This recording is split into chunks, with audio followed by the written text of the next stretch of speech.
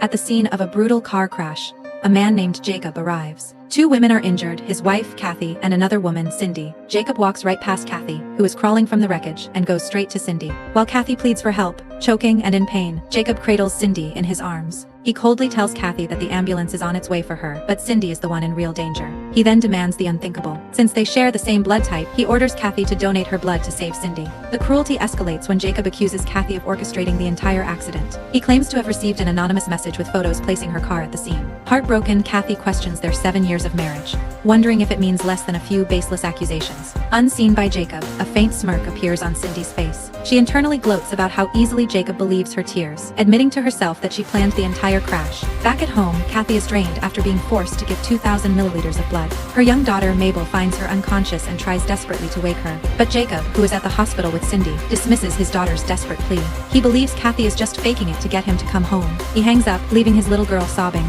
Left alone, little Mabel tries to care for her mother, even attempting to give her medicine. She remembers a special seashell wind chime that her father once used to wake her mother up, but Jacob had taken it to soothe Cindy's daughter. Determined, Mabel decides she must get it back. She finds her father at the hospital, but he is still under Cindy's spell. Seeing that Cindy is in need of more blood, Jacob's gaze falls upon his own 6-year-old daughter. Just as he is about to force the child, Jacob's grandmother arrives. She is furious, calling him a fool for harming his own family for an outsider. She grabs Mabel to take her home, but the girl insists on staying to get the wind chime for her mom. Seizing the opportunity, Jacob leaves Mabel alone with Cindy. The woman's sweet facade immediately drops. She taunts Mabel, tells her that she and her mother have been replaced, and forces the crying child to eat food off the floor in exchange for the broken wind chime. She then frames Mabel for stealing her daughter's necklace. Jacob, completely blinded, believes Cindy's lies. He scolds Mabel for lying and stealing, refusing to believe her innocence. In a fit of rage, he even slaps his own daughter. As a punishment, he forces the little girl to kneel outside in the pouring rain all night. Later, he storms back home, ready to confront Kathy.